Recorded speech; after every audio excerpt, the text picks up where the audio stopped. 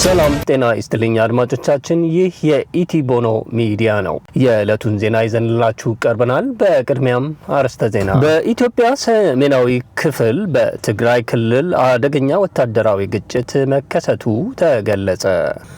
በፌዴራሉ መንግስትና በህዝባዊ ወያኔ ሓርነት ትግራይ ህወሓት መካከል ላለፉት በርካታ ወራት ሲያንዣብብ የነበረው የፖለቲካ ውጥረት ወደ ሙሉ የጦርነት ደረጃ ተሸጋግሯል። ሌላው የግጭቱ መነሻ እና ዋና ዝርዝሮች።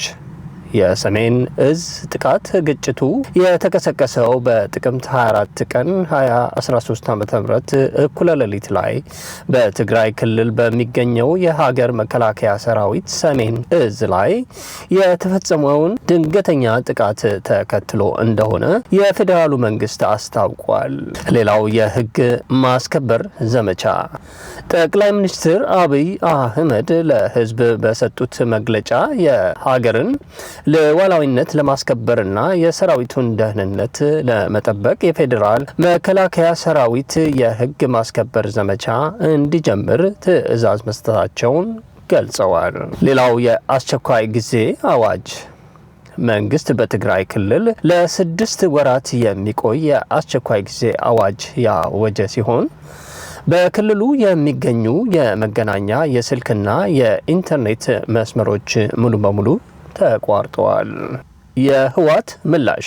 የህወሓት አመራሮች በበኩላቸው ራሳቸውን ከጥቃት ለመከላከል እርምጃ መውሰዳቸውን በመግለጽ የፌዴራል መንግስቱ እርምጃ ክልሉን በኃይል ለመቆጣጠር ምላሽ ሰጥተዋል። ሌላው የዓለም አቀፍ ማህበረሰብ ምላሽ። የተባበሩት መንግስታት ድርጅት፣ የአፍሪካ ህብረት እና የዓለም ሀገራት በጉዳዩ ላይ ከፍተኛ ስጋታቸውን የገለጹ ሲሆን ለሁለቱም ወገኖች በአስቸኳይ የተኩስ ማቆም አድርገው ወደ ሰላማዊ ንግግር እና ድርድር እንዲመለሱ ጥሪ አቅርበዋል። እንግዲህ ይህ በእንዲህ እንዳለ የምዕራባውያን መንግስታት እና የሰብአዊ መብት ተቋማት በኢትዮጵያ የተለያዩ አካባቢዎች ያሉ ግጭቶች በውይይት እንዲፈቱ ጥሪ ማቅረባቸውን ቀጥለዋል። ሌላው የተባበሩት መንግስታት ድርጅት እና የአፍሪካ ህብረት ሀገራዊ የምክክር መድረኩ ናሽናል ዲያሎግ ሁሉንም ወገኖች ያካተተ እንዲሆን ይገፋፋሉ። ሌላው የዓለም አቀፍ የፖለቲካ ተንታኞች ኢትዮጵያ በምስራቅ አፍሪካ ያላትን የቀጠናዊ ወታደራዊ እና ዲፕሎማሲያዊ ተጽዕኖ አሁንም ከፍተኛ እንደሆነ ይገልጻሉ። ወደ ዝርዝሩ ስናመራ አዲስ አበባ፣ ኒውዮርክ የዓለም አቀፉ ማህበረሰብ የሰብአዊ መብት ተቋማትና ትላልቅ ዓለም አቀፍ መገናኛ ብዙሃን የኢትዮጵያን ወቅታዊ የፖለቲካና ደህንነት ሁኔታ በትኩረት እየተከታተሉ ይገኛሉ። በዓለም አቀፉ መድረክ ስለ ኢትዮጵያ የፖለቲካ ገጽታ ከሚነሱት ዋና ነጥቦች መካከል የሚከተሉት ይገኙበታል።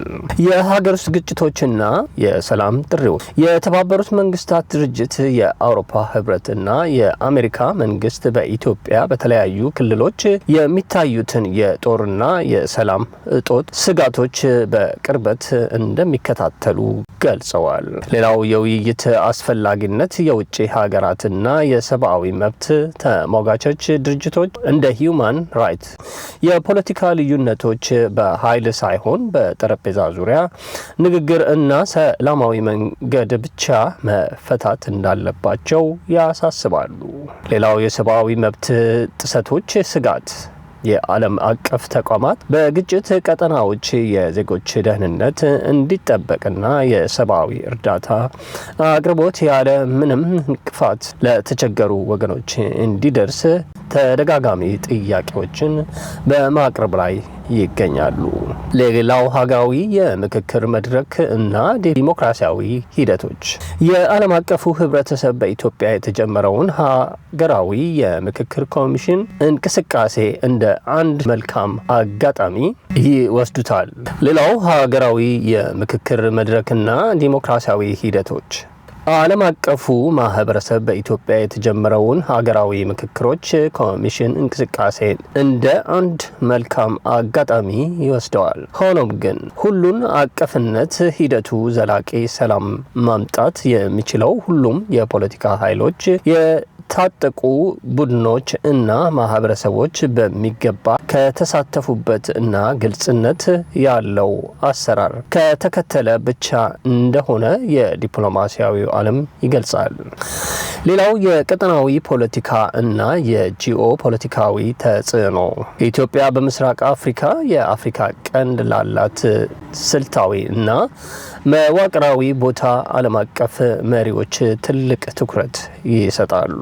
ሌላው የቀጠናው መረጋጋት የኢትዮጵያ የፖለቲካ መረጋጋት ሙሉ ለሙሉ ለምስራቅ አፍሪካ ሰላም ወሳኝ በመሆኑ ዓለም አቀፍ አገሮች ሀገሪቱ ወደ ተረጋጋ የፖለቲካና የኢኮኖሚ መስመር እንድትመለስ ድጋፋቸውንና ጫናቸውን በማድረግ ላይ ይገኛሉ።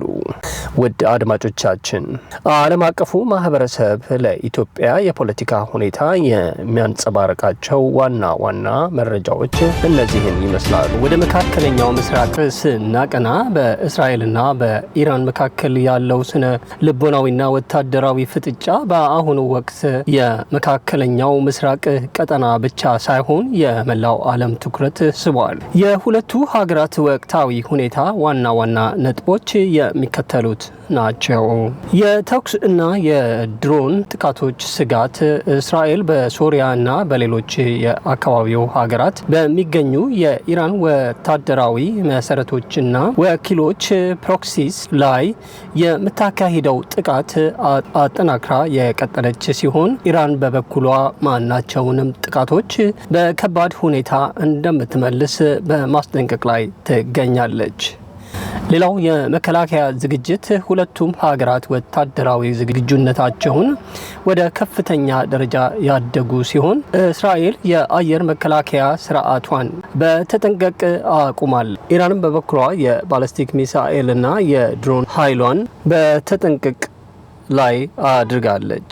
ሌላው የዓለም አቀፉ ማህበረሰብ ስጋት የተባበሩት መንግስታት ድርጅት፣ አሜሪካ እና አውሮፓ ህብረት ሁኔታው ወደ ሙሉ ክልላዊ ጦርነት ሪጂናል ዋር እንዳይቀየር እና የዓለምን ኢኮኖሚ በተለይም የነዳጅ ዋጋን እንዳያናጋ ከፍተኛ ዲፕሎማሲያዊ ጥረት እያደረጉ ይገኛሉ። ማጠቃለያ፣ በአሁኑ ወቅት የቀጠናው ሁኔታ ከማንኛውም ሰከንድ የሚፈነዳ ቦምብ መስሎ የቀጠለ ሲሆን ሁለቱም ወገኖች በጥንቃቄና በከፍተኛ ፍጥጫ ውስጥ ሆነው የእርስ በርሳቸውን ቀጣይ እርምጃ በመከታተል ላይ ይገኛሉ።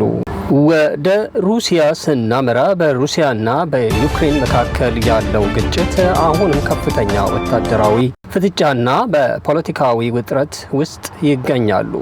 ሁለቱ ሀገራት በግንባር በመስመር ላይ የሚያደርጉት ጦርነት የቀጠሉ ሲሆን በሌላ በኩል ደግሞ የሰላም ውይይቶችን ለማስጀመር የሚደረጉ ጥረቶች እያጋጠማቸው ያሉትን ፈተናዎች ማየት ይቻላል። የሁኔታው ዋና ዋና ነጥቦች የሚከተሉት ናቸው።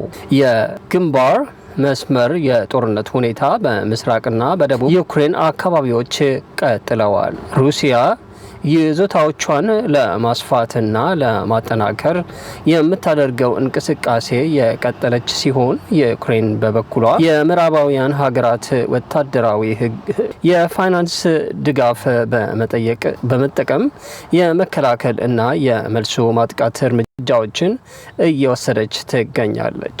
ሌላው የፖለቲካና የሰላም ውይይት ሁኔታ የቅድመ ሁኔታዎች ግጭት ሁለቱም ወገኖች ለሰላም ውይይት የሚያስቀምጧቸው ቅድመ ሁኔታዎች በጣም የተቀራረቡ አይደሉም። ዩክሬን የሩሲያ ጦር ከግዛቷ ሙሉ በሙሉ እንዲወጣ እና የግዛት አንድነቷ እንዲከበር የምትጠይቅ ሲሆን ሩሲያ በበኩሏ በወታደራዊ ኃይል የተቆጣጠረቻቸውን ቦታዎች እውነታ እንደ መነሻ መቀበል እና የዩክሬን ኔቶ አባል አለመሆን እንደ ቅድመ ሁኔታ ታስቀምጣለች። ሌላው የዓለም አቀፉ ማህበረሰብ ሚና የተለያዩ ሀገራት እና የዓለም ሚና ዓለም አቀፍ ድርጅቶች ሁለቱን ወገኖች ወደ ድርድር ጠረጴዛ ለማምጣት እና የተኩስ አቁም ስምምነት እንዲያደርጉ ዲፕሎማሲያዊ ጥረቶችን እስካሁን ዘላቂ የሰላም መንገድ ለመቀየስ አስቸጋሪ ሆነዋል። ሌላው የሰብአዊና የኢኮኖሚ ተጽዕኖ ጦርነቱ በሁለቱም ሀገራት ህዝቦች ላይ ከፍተኛ የሰብአዊ ጉዳት ማድረሱን የቀጠለ ሲሆን የዓለም አቀፍ ደረጃ ደግሞ የኤነርጂ እና የነዳጅና አቅርቦት ላይ የፈጠረው ተጽዕኖ አሁንም አልፎ አልፎ ይንጸባረቃል። በአሁኑ ወቅት ሁኔታው የሰላም አየር ከማሳየት ይልቅ የጦርነት ፍጥጫ የጠነከረበትና የፖለቲካ ድርድር መንገዶች በቅድመ ሁኔታዎች የተዘጋጉበት አጠራጣሪ ምዕራፍ ላይ ይገኛል። ለዛሬ ያለን ዜና በዚሁ ያበቃል። በሌላ ፕሮግራም እስከምንገናኝ ላይክ፣ ሰብስክራይብ፣ ሼር በማድረግ የኢቲ ቦኖ ሚዲያን ቤተሰብ ይሁኑ። መልካም ጊዜ።